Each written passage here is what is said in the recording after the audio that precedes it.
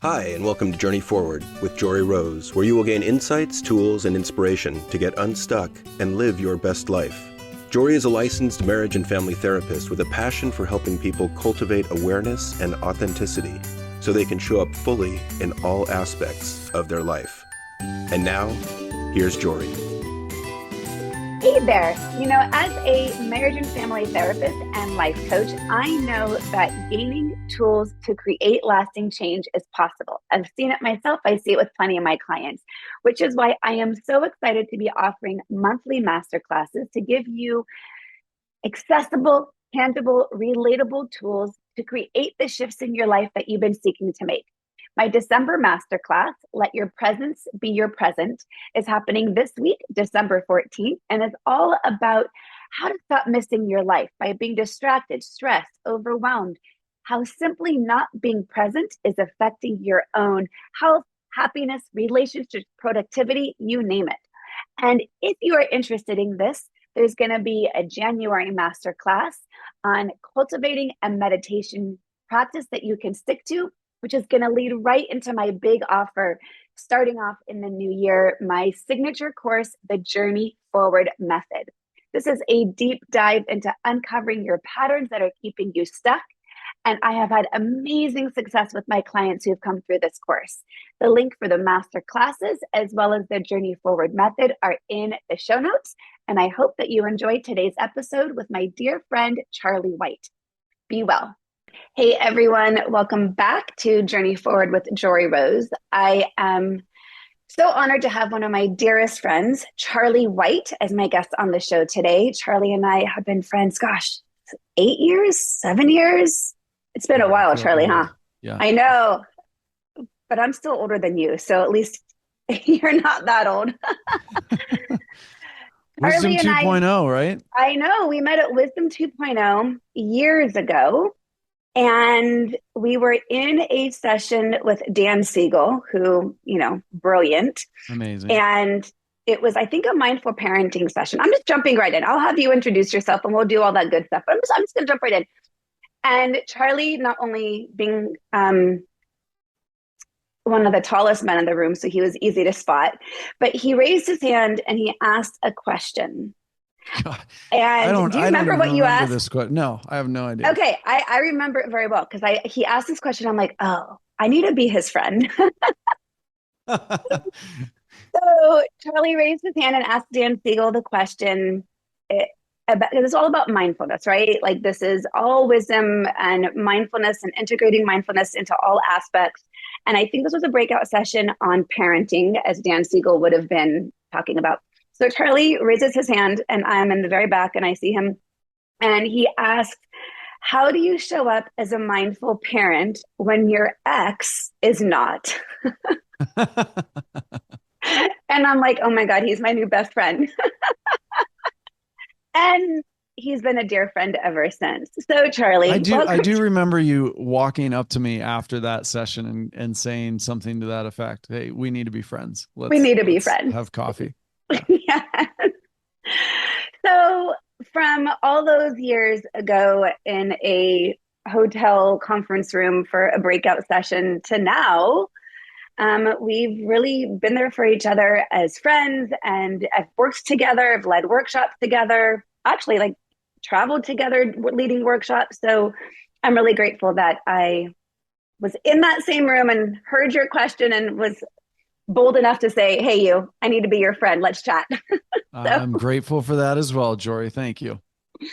So with that, introduce yourself, Mr. Charlie White. Who are you? What do you do? How do you show up in the world? And then we'll delve into what I'm sure will be a juicy and meaningful conversation. I'm sure it will. So who am I? What a question. I'd say I'm a dad first, although my youngest is 14. So quickly, I'm not as cool as I used to be, but I'm a husband. Maybe I'm a husband first. I'm going to go with I'm a husband first. Okay. And then I'm a dad. Who knows? You can toss up on that. I run a business that I started about 9 years ago, actually. And it's called Move Mountains. we are in the business of training and coaching mindful leaders. And the reality is that I think a lot of us strive, including myself, we strive to be mindful leaders. And at some point we realize that you never quite reach it. It's like it's a journey, not a destination. Exactly. Exactly. And so then you start to just celebrate the mess of the journey, right? And like, oh, hey, it's the path that we're on that's so messy and fun. And yeah, and seeing it as messy and fun is a choice, right? Like that's an ability to view it that way. Because most people are like, this is messy and this fucking sucks. Oh, we can swear on this podcast. Like oh yeah, we can. So the yeah, in fact I just heard somebody describe it that way the other day. Oh, it's not fun. It's right. And I'm like, actually, there is some playfulness that we can bring to the journey that makes even the most horrific experiences not suck. Right. Yeah. It's like, it is what it is. You get to choose good or bad, whether, you get to choose whether it sucks or not. Now there's some categorically, crappy situations. Absolutely. That are tragic and traumatic and difficult. And what matters most is what you do with that. Right. So I'm going to ask you, how would you define what a mindful leader is? Because I think that might give some context into what I really want to get into, which is relationships and parenting, which is something that you and I have both taught together and just as friends supported each other in. But define what being a mindful leader is for you. You'd think I'd have like a simple sentence that says that, but but Charlie, you're not a simple guy, so that would totally be out of character for you. I am very simple. I am very simple. I like donuts, bacon, and beer. So emotionally complex in the way that you view the world is not simple. And I know this because if I come to you with a problem, you are consistently someone who makes me cry, which I appreciate because you challenge me so much, because you're not just simple and saying, wow, Joy, I'm really sorry to hear you had a bad day. Like, you will challenge me, which tells me you are seeking more complexity out of life, even though you might like donuts, bacon, and beer. Yeah, fair enough. Mindful leadership, as simply as I can put it, it involves three elements: attention, intention, and action. Most of us make a lot of assumptions around what we're aware of, what we pay attention to, what we offer our energy to. And the first step in mindful leadership is deepening our attention. So that the data that we're collecting is more reliable in some ways, more accurately reflecting reality and not just the stories we tell ourselves. I was just going to say, because we so often see it through a lens that is filtered in many ways. Right. And the truth is, every lens is just that. It's a filter. So even when we get closer to quote unquote reality, it's still a filter. Right. It's just really broadening where our attention is and then honing in on what's helping us, what's not, what's moving us in the right direction, what's not, which brings in the second layer, which is intention. So being very clear on where am I going? Not necessarily how am I going to get there? We don't always know that, but where am I going in my desire? Right. And then B, how do I want to show up in this present moment? So if you look at like the law of attraction and Deepak Chopra, he talks about step one, identify the destination or identify what it is you want that you're attracting. Step two is let go of it. That's already damn that part. Right? Yeah. And then step three is come back to the present moment and just focus on being there. Right. So there's that intentionality. It seems so counterintuitive, doesn't it? Oh, it's awesome. Yeah. And then step three is action. And what we look at is our action in alignment with both our intention and our newly deepened attention? So yeah, that can work in leadership in corporate settings. It works as a parent. It works as a friend. It works as business owner, whatever. Husband is that one that you? Yeah, I fail at that one often. Don't we all though? It's so hard. The more intimate the relationship it is, to keep a lens that is less filtered, isn't it? It is. It is, because the more intimate, the more vulnerable, the more seriously we take ourselves. Yeah. And I think that we're remodeling our house. So we have 3 kids, 3 dogs, a cat, and my wife and I. And, luckily the 2 older kids aren't home all the time, but ultimately we're living in a garage in a 1 bedroom, 1 bathroom place right now while we remodel with 3 dogs and a cat. The rule at the house is you're not allowed to take yourself too seriously. There's just no space for it, right? Like, I want my privacy. It's like, great. So do we all. Like, let's help Yeah. each other out there. But this isn't at the end of the day, we live in a beautiful place and we're fortunate to have a roof over our heads. So let's This enjoy is it. true. Choose the gratitude where you can get to it. Yeah. So before we delve in, I'm curious, what led you? I mean, I know this story, but share with our listeners, how did you get to doing mindful leadership work? What was your journey that made you realize this is a passion and purpose in your life that you wanted to guide others in doing? Were you always mindfully aware? Of course, Jory. No. In fact, I remember the day 10 years after I started practicing mindfulness where I said to myself, oh my gosh, I thought I was mindful. My head has been so deeply buried in the sand. I had no idea. So, mindfulness journey for me started in 2002 or whatnot. Professor at Lehigh University. I was taking a summer course working toward my master's there. And he introduced the topic in Ellen Langer's book, Mindfulness. So been an active practitioner of meditation and mindfulness since that time. Was that the first time you meditated? In the traditional sense of the word, yes. I had practiced centering prayer through my faith in Catholicism prior, right? That there's a type of prayer that is more meditative than others. So if you look at like the Buddhist definition and look at mindfulness or meditation, yes, that was the first time for me. Okay. And what I found is that, like many people, Buddhism makes me a better Christian, or you could say, meditation, mindfulness makes me a better at living my faith elsewhere. So there's a great book on that, by the way, by Sylvia Boorstein, who's the co-founder of Spirit Rock with Jack Kornfield, called Funny You Don't Look Buddhist.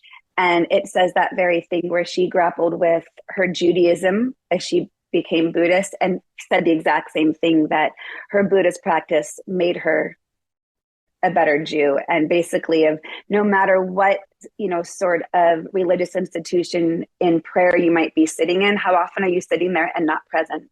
Yeah, right. You could be going through the motions and be completely disconnected from yourself and from what the words you're saying and from the people around you. And so for anyone out there who's listening who thinks that Buddhism and meditation and mindfulness counteracts whatever it is you're already doing, it just heightens it. It doesn't change any fundamental belief systems, which I think is always a helpful reminder every now and then. People sometimes don't always see the difference and might get confused. So little sidebar. There are some nuanced differences around what suffering is and our intentions around suffering, right? And I think those are fair differentiations. And you don't have to, I don't know. I take from the practice what helps me become a better version of myself. Yeah, that's really important. So 2002, you started meditating. That started. Fast forward, I was a teacher for 10 years and went through a pretty civil divorce, but still really traumatic. And for me, in terms of really broke down my entire narrative of who I thought I was, and what I thought my role in the world was, and all of it. And in that moment, really stepped back into the practices pretty poorly, because I was also processing trauma and dealing with that. But there came a time where business started because I needed to, my priority was my young daughter at the time. And I wasn't willing to live outside of a 10-minute range of where her mom lived. Yeah. That really narrowed down my work options. So for a while I commuted, but ultimately I started the business so that I could control my time and my schedule so that I could be a present parent. And what's funny is you fast forward and it's like, all right, now your kid's 14 and she's like, Dad, please don't be here for this. Like, and I'm like, okay, that's cool. Like, I actually love that. She's stepping out on her own, figuring out her own way, and gives me more time for the business. So really Mm-hmm. it worked out. But I think she had the ability to be able to say that to you so authentically because of your presence you had for so long, right? Hope so. I think There's so. plenty of things she doesn't say to me, I'm sure, but that's okay too. Yeah.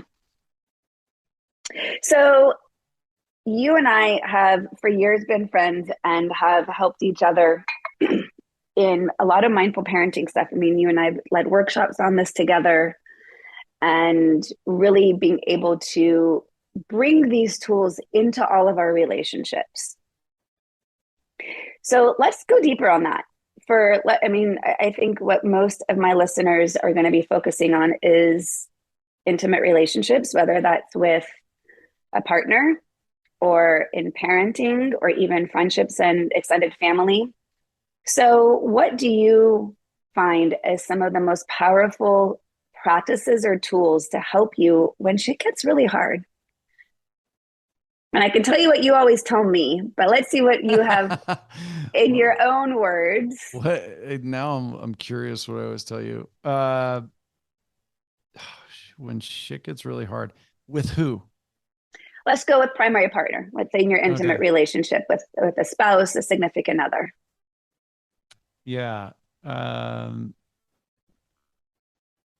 I'm thinking, I, I think when shit gets really hard, the first thing that I tend to do is, oh, it's about her. She's making it difficult. She's contributing to the problem. And if Mm-hmm. you've met, you have, but Tia is the nicest woman on the planet. I Mm-hmm. definitely, uh, you know, I batted out of my league there or whatever you say. And I think the hardest thing to do, but the most important thing to do is just take a breath and go, where is this my own mess? Where Mm-hmm. is this me? And there's a certain degree of, I look at the word trust, which is when you have an X in any situation, trust is going to be something that is challenging for us. And for us, trust is the degree to which we assume positive intention in the actions of another, Mm-hmm. right? So when we trust somebody deeply, we have this really deep sense of they're not trying to hurt me. Yeah.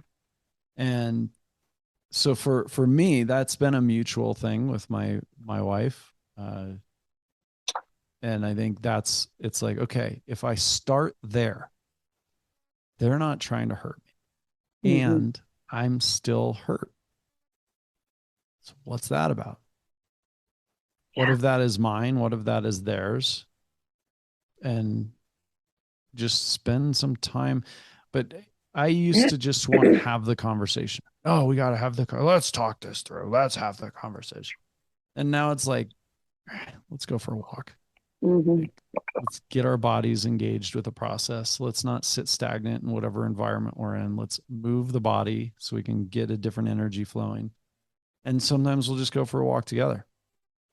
Um, but that's easier said than done. And usually that's Mm-hmm. after one of us has already lost it. Mm-hmm. It's hard. Yesterday or 2 days ago, we were arguing about something. I don't even remember what. And We generally forget why we are arguing. We I only remember the remember saying to argument, her, not the reason why. yeah, all I remember saying is like, what are we arguing about? And she just laughed. She's like, I know, it's so stupid. So there's a little bit of that too, of like, to to what extent are you trying to be right because you still don't believe in yourself? You still lack the self-esteem or self-worth or that connection with your dignity. because most of the time, if we're fully in our own dignity, we don't need to be right. Mm-hmm. Right? We're already grounded in what's real for us. And then we can just let somebody else be a mess. So most of the time, if we're going to engage in a really difficult conversation, it's because something's been triggered. We feel threatened. We feel like our dignity is at risk. We feel like our connection with that person is being threatened, or our personal safety is being threatened, right? And that those three come from Amanda Blake's work, in Your Body is Your Brain. So there's really this sense of, am I grounded? Am Mm-hmm. I in my own self, separate from the world around me? Am I really grounded in my own dignity? Then I can be present for connection. Yeah. So much easier said than done. But when you have a practice established, meditation practice, a mindfulness practice, it's easier to access that. Doesn't Yeah. always mean you're going to be able to get there in the moment, but it's an intention. Yeah. Well, all we're doing is trying to reduce the gap between the stimuli and the mindful Right. response, right? Right. So I can say, as your friend, how I would have answered that question for you of things that you've challenged me on over the years. And it was partly your answer. You missed a piece of what you've always told me, but you've always really challenged me to look at myself and my contribution to the issue in a way that usually has me in tears, because I'm like, fuck you, that was mean. And then like, fuck you, and thank you for seeing me and challenging me to get out of my own way. And it's a hard thing to look at yourself and say, what's my part of this co-creation? Because it's really easy to externalize, right? It's really Yeah. easy to stay in that place of, oh, I know I'm so right, so therefore the other person must be the problem.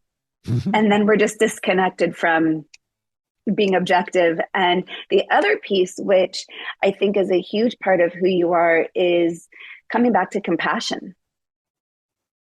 Yeah. And something, again, if I've called you and say, Charlie, I'm having a really hard time, help me out, you'd be like, lead from compassion. What would it look like if you led from compassion and not anger right now? Yeah. Well, there's a very real dynamic tension between, if I'm compassionate, like this is the false narrative that happens for so many of us.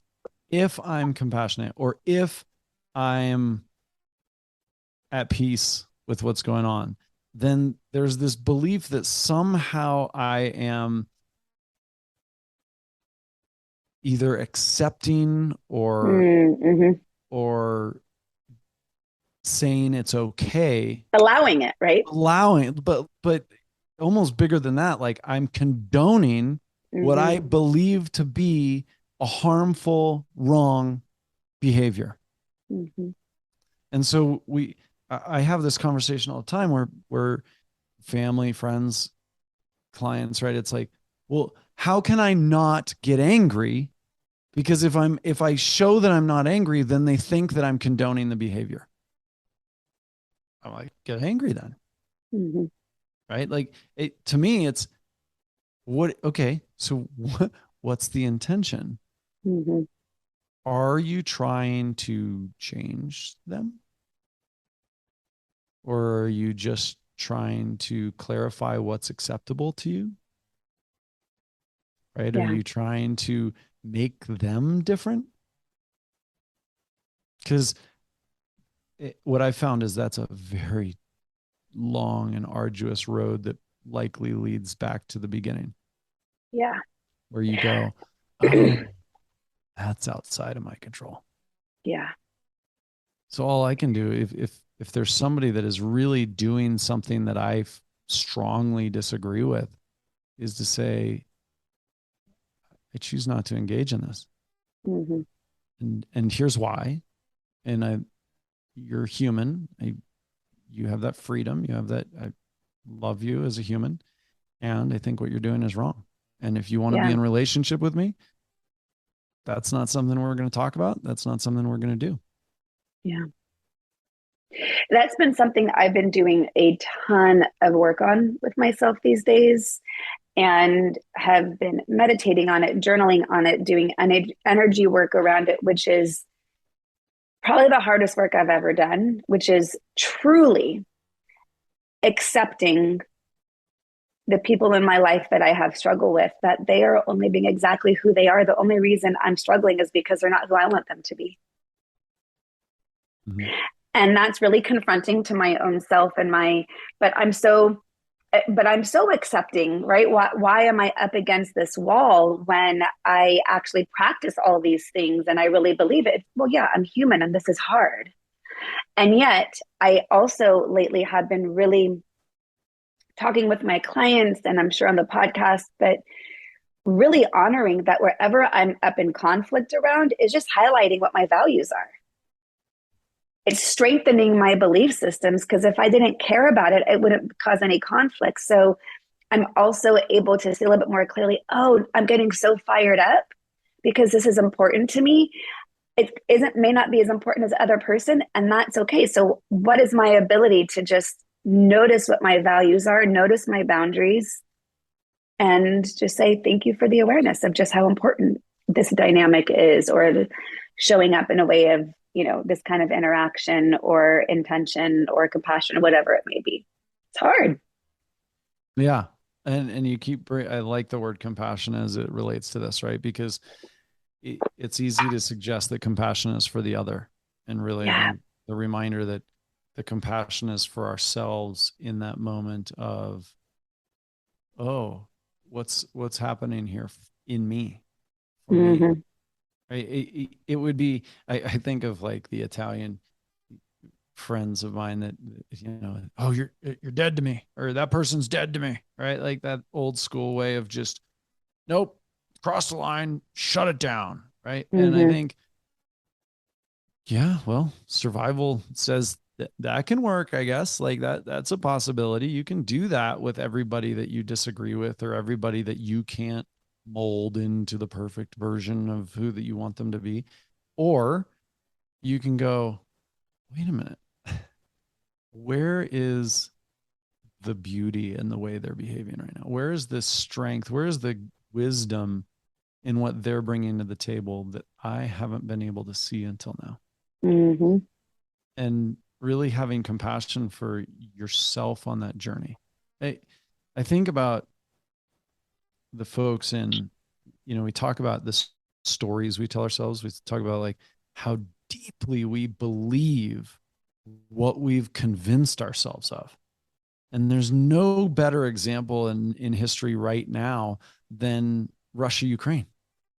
That you have brothers and siblings and family members on opposite sides of the border, and the indoctrination going on is convincing brothers and spouses or whatever, mother, son, it's convincing them not to trust their own blood, but to trust the stories that they've created around the news they're getting. Yeah. And it's just mind-boggling how quickly we will dismiss our own blood because we're so convinced of what we're telling ourselves. Yeah. Yeah. It's a weird time right now of how much that's happening. Yeah. And, as you come back to this practice of getting still and coming back to your true essence, hopefully those outside narratives don't have as much impact as we're able to stay true to our own integrity and dignity, as you mentioned earlier. It's hard to do. Yeah. It's really hard to do. That's what makes doing it in community so powerful. Yeah. Not to be alone on that journey. Yeah. And if you're going back to the intimate relationships, right? Like it's really hard going into our meeting point. It's really hard when one person is doing the work and the other person isn't. Yeah. And that's okay. Our job, I remember you and I talking about this years ago of like, we can't force the other person to take the path we decided to take. Right? What you can do is recognize every time that triggers you, you still have more work to do. Yeah.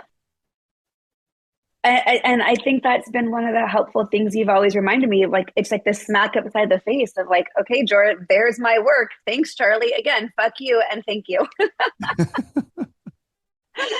Like, you would not be one of those people who just jump on the bandwagon and be like, oh yeah, that was a total asshole move. It's like, no, wow, look at where you still have work to practice. Yeah. The hardest thing to hear and the most important thing to face. Yeah. And I have noticed, and I brought this to your attention, I think somewhat recently, that I also have noticed a shift in you as you've done more individual coaching work. And that, I used to see you come from that place of lead from compassion, right? Lead from love, acceptance, and then be mindful of where your work still is. And I've noticed part of your own growth in how you've given me feedback is, okay, now come back to myself to say, what would it look like for you to step into your own power?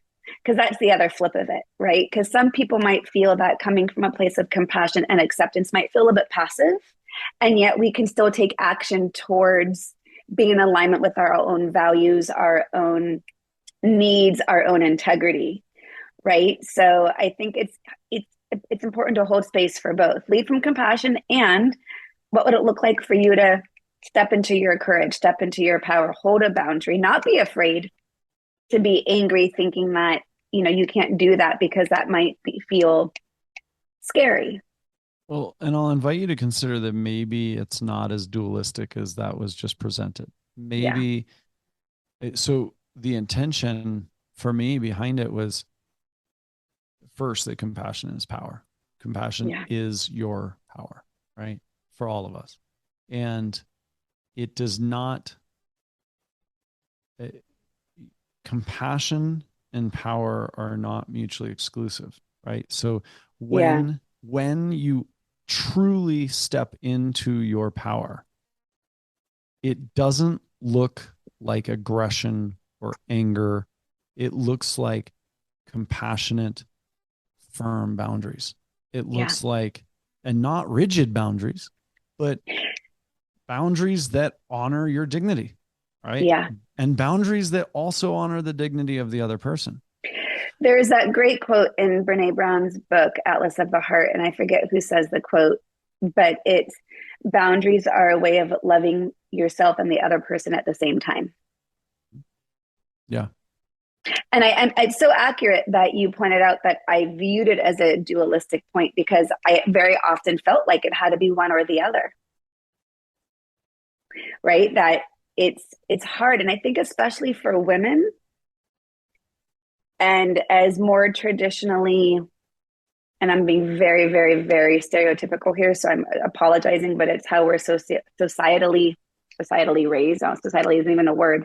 How we've been socialized and raised, that girls are raised to be nice, right? There's Carol Gilligan's work in which she interviewed young teenage, like 12-year-old girls, and the main rhetoric was, girls are not taught to say what they actually feel, right? It's, do you want to know how I feel, or do you want to know how I really feel? Because if I tell you how I really feel, I may not be nice. And so it's really hard as women to hold that space for both, in which I can come from that place of compassion and hold a very, very, very firm boundary. Men are socialized differently. And I think this has become such a challenge in intimate relationships, is putting aside how we've been raised, our societal expectations on gender. I mean, even here we're talking about a heteronormative relationship if we're talking just male-female, right?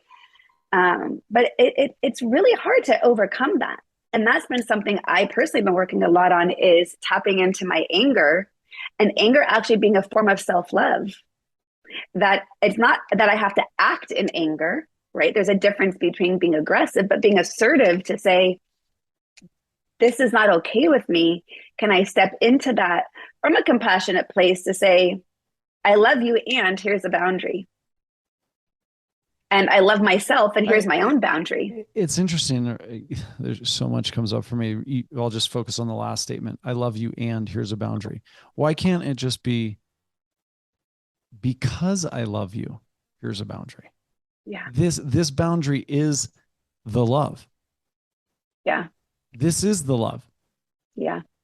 that it doesn't have to be a separate entity, right? And I think there's what happens that I've seen, and shoot, I will in 20 years I'll probably look back and go, I totally screwed up parenting, because I know, for instance, well, and my daughter's got her own stuff going on, but I am constantly wanting more of the here's how I really feel.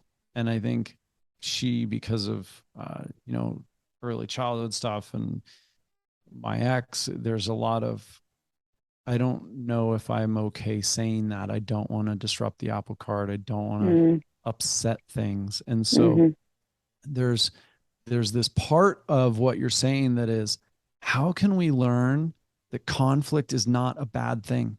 That the only way we're going to be stronger in our relationships is if we effectively navigate conflict and still hold the other person dignified. When we avoid it for so long and then we overcompensate by attacking, by lashing out, then all of a sudden we're not actually stepping into our own power.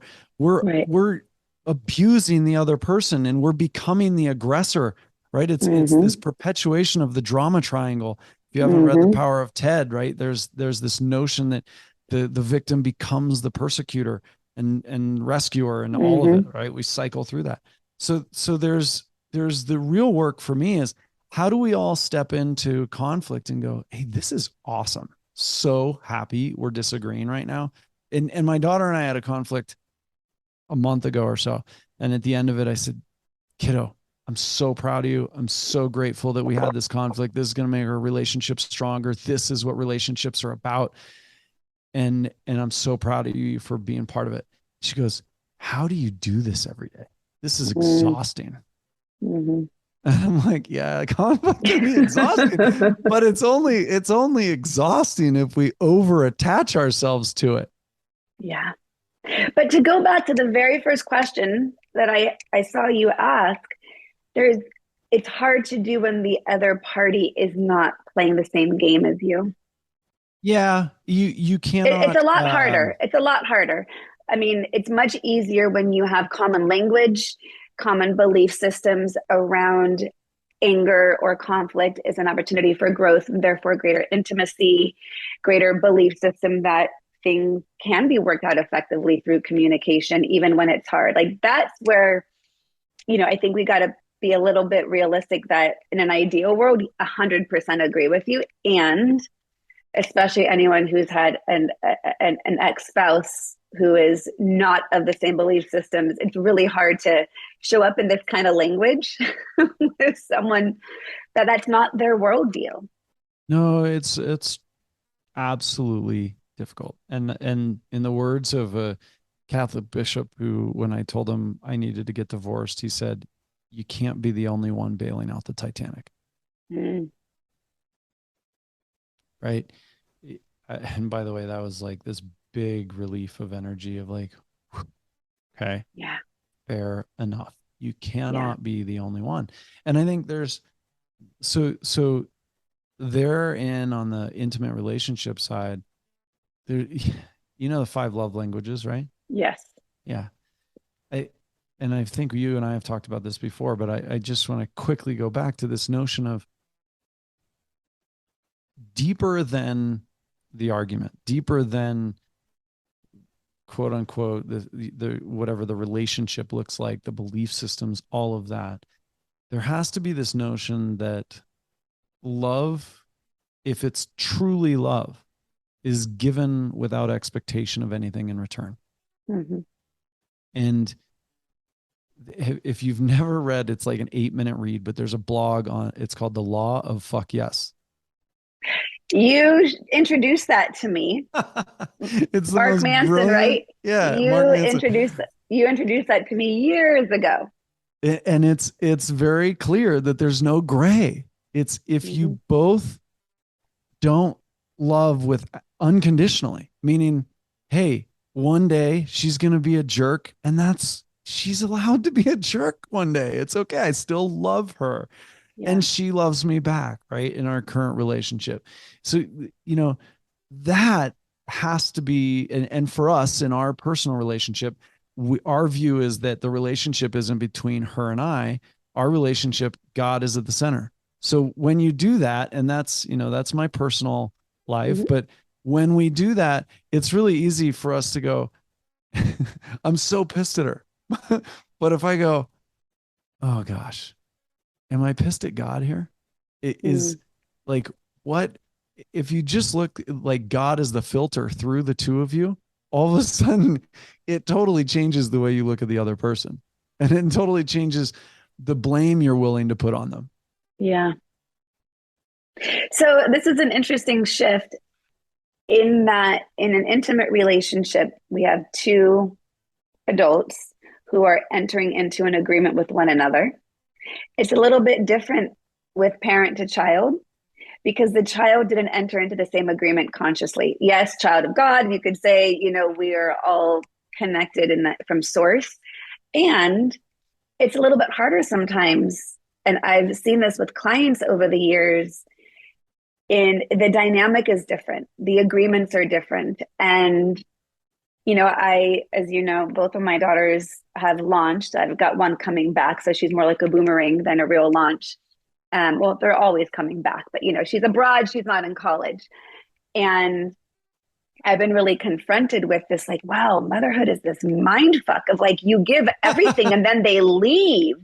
Like, it's so, it feels so messed up. I mean, and I happen to have amazing daughters who reciprocate all the time. And I'm very, very grateful for that. I know that's not very typical of all parent-child relationships, especially at this age. I know many adult children have, thanked their parents when they became parents, like, oh man, thank you, Mom. I finally get it. Like, I didn't realize it till I became a parent. And it's a different energy. And so when we are entering into this dynamic parent to child unconditionally, when they aren't necessarily on the same agreement path as an intimate partner who chose to enter into the relationship, it's just a fascinating question to consider the agreements involved. Oh, absolutely. And everybody navigates that in their own way. I can tell you my way of navigating it from the time she could talk. What I would say to my kid was, listen, yes, you're my blood and you're not mine. You're God's, and he's given you to me, and he's given me the responsibility of caring and raising you and loving you unconditionally without question. That's it. And I thank God every day that he gave you to me to raise, but you don't belong to me. And I think, that now she's 14, and in the birthday card she wrote me this year, it's like, I'm so grateful God gave me to you. Right. And I'm like, oh my God. She heard you. Right. But there's this, that fundamentally shifts. This is a unique, dignified human with or without a parent, right? They are unique and dignified. They don't belong to you. Yeah. Right. In that traditional sense of like a truck or a car ownership, or a house, right? Like there's not ownership of that. Yeah. And so it fundamentally changes how we look at parenting them. That my job isn't to craft them into something. My job is to role model absolute unconditional love and healthy boundaries. Here's the sandbox. Here's what you can play in. I'm not going to snowplow for you, right? I'm not going to get all the obstacles out of the way. You have to fail to be resilient. You cannot, the helicopter parenting is critically damaging our kids, and we don't see it till they're in their 20s, and then they hire people like me to come work with them in a corporate setting because they can't figure out how to navigate failure. Yeah. I had such a fascinating experience. I recently was at parent weekend with my daughter and my ex visiting her in college. And the three of us were at dinner one of the nights. And he started asking her, he started telling her what he thinks she should do. She's a freshman. She's been in college for, less than 2 months. What she needs to be doing to think about summer internships, not this summer, but a year from this summer and every summer thereafter. Like, what's her plan? Like, she needs to do this now. And the language was, I think you should, you need, this is what you have to consider, like all this very directive. And I sat back and I said, you know what? It's really interesting. And I said to him, and my daughter already knows this, I said, I took out of my vocabulary the phrase, you know what you should do is, years ago. I said, I don't know what my children should do, even my clients, right? Like, I don't know what anybody should do. But what I do know is that I'm here to ask them questions to help them figure out for themselves what they want to do. And I really kind of put him in his place a little bit, because there's been narrative that, maybe perhaps I am influencing my children too much with my viewpoint, and it's not. I just have a very open viewpoint, so they align towards it. And I was really wanting to get clear of, she's almost 19.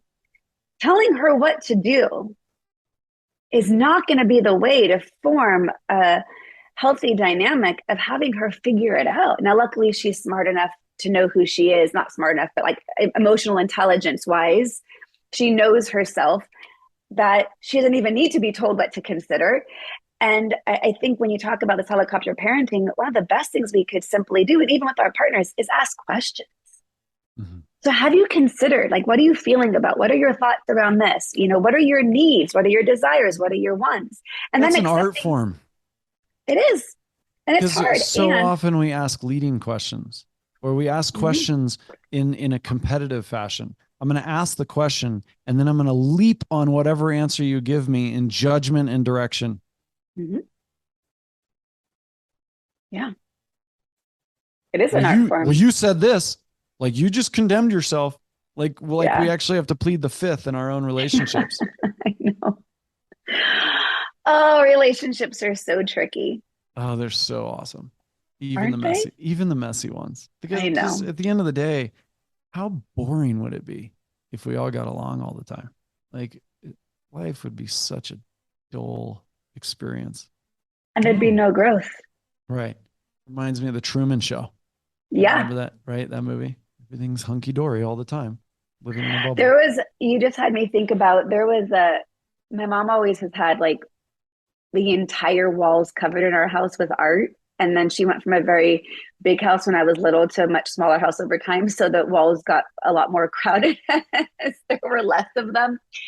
And in the house that I grew up in the majority of my childhood, right at the top of the stairs was this piece that had like all different kind of cartoonish, actually, I think it was like a woven, I don't even know what it was, like of all these people holding hands, like around the world sort of kind of thing. And it was basically about the humanity of humans, of how grateful are we that we're all so different. Otherwise it'd be boring. Like, I haven't thought about that piece of art that I used to try to memorize as I would walk up the stairs when I was a kid. And yeah, like all of these differences, all these opportunities for self-awareness, for attention, for intention, for action, for growth, for presence. It's kind of the whole purpose, right? Well, and it's not new. It's not new. There's a great book that my dad just sent me. It's a quick read. It's called Summary Lessons in History, right? I think that's what it's called. But it looks at like the last 3,000 years, all the stuff we're dealing with. It's all repetition. Yeah. And if you look at even if you look at like the differences between the far ends of the political spectrum, it's like, we need those guys. We need the people on the extremes. Why? Because they keep us balanced. At the end of the day, the reason our political system is designed intentionally to be slow, sometimes painfully so, in a world where we want things in one day free Amazon shipping instead of waiting till the next Sears robot catalog comes out, right? Like but they're designed to be slow to compensate for the extremes involved in the process. But at the end of the day, over the last 3,000 years, there's not a time where that hasn't existed. It's why there's, a pure democracy doesn't work. A pure republic doesn't necessarily work. The weave of these in the experiment that's called America is a beautiful weave, but we have to celebrate the diversity of thought and not condemn and shame and shut people down because they don't see it our way. That's the poison. believing that your way of seeing it is the way. So we take that from the macro, right, on that political and world level into our micro relationships. Same thing. Right. Yeah. Charlie, I'm so grateful that we've been friends for all these years. I really value the work that you do in the world, the way that you show up. And thank you so much for being here. How can people find you? They want to hear more about what you do or your podcast. Please check out movemountains.com. That's it. Mountains.com. They can find the podcast there. They can also find it on Spotify and other places. I don't remember where it is, but they can also get to it from the website. So awesome. Well, thank you. Thank you. All right, everyone. I hope that you got some great insight in how to be just a little bit more present and accepting and allowing and compassionate in all your relationships, leadership, parenting, relationships, all of it, because the world really needs it right now. So everyone take care. Don't forget to laugh. And take care and be well. To continue your journey forward, find Jory Rose on Facebook and Instagram to become part of her growing community. You can also gain access to her meditations, books, online classes, or to sign up for an upcoming retreat, visit her at joryrose.com. That's JOREEROSE.com.